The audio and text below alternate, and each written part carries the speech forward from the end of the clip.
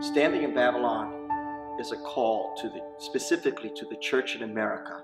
Standing in Babylon is catalyst for Reformation. Standing in Babylon is about the church standing in the midst of adversity. And a call to the young and the old to stand. We don't like to say movement, only because that word is so frequently misused at this point. Everything's a movement. Standing in Babylon, to me, is a wake-up call to a nation that doesn't even know it's sleepwalking. I think the story of how it came about is what intrigued me. I mean, here you have this artist in Jersey City, not a super well-respected community nationally. I mean, it's this little tiny part of the New York metro.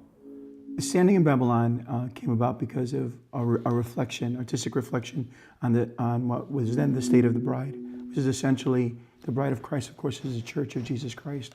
And what we found as we were ministering in our community through the arts, that the church as a whole was really entering into a really strange place of compromise.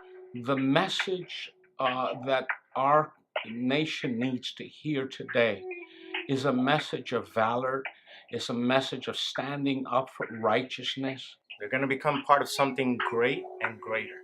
And this is going to take off into the entire nation. Standing in Babylon, I think, is rooted in the growth of Sam Cintron to some extent, how God began to speak to him as a child and give him these really heavy messages. I remember creating all of this work, this art, these works of art, and writing these lyrics, these songs that would not make it to the radio. I don't know, if people look at it from the outside, they may say it's tormented or there's something very at odds within itself when you look at it.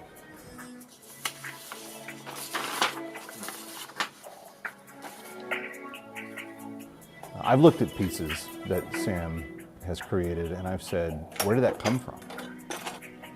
But then you start piecing together the songs and the lyrics and the word pictures, and it all comes together in the theatrical concert. But you start to understand that there is more there than just an artist trying to do something that's provocative. And at 12 years old, when you have a message like this, you don't know what to do with it, but I think it was a preparation on God's part for what was going to come later on.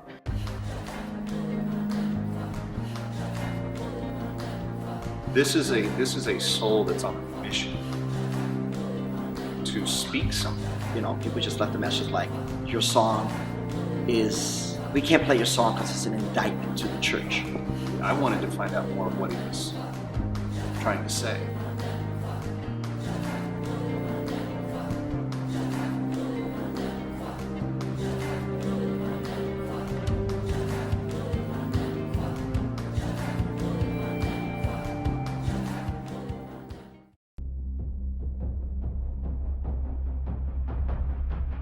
God has given us a blueprint for living, and I realized that for the large portion of my life, I wasn't in agreement with His plan. So I understand how we all, we have a nature that's proposed to live in the way that we want to live.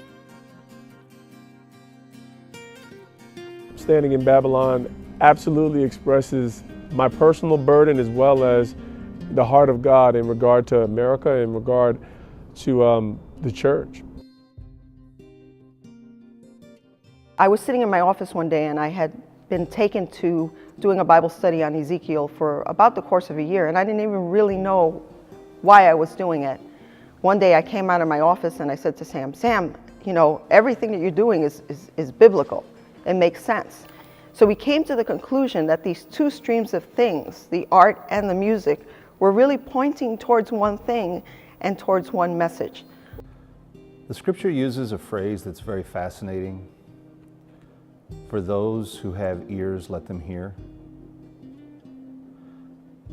I think if someone is desiring to understand what God is trying to say through this experience, they can be radically impacted. I think if someone has a hardened heart, they have the potential to have that heart softened. But if they're just dead set committed to ignoring God completely, I think they may grow angry. And I think the power of what standing in Babylon is that it leaves no room for apathy. You're either going to understand and get it and be affected by it, or you're going to hate it.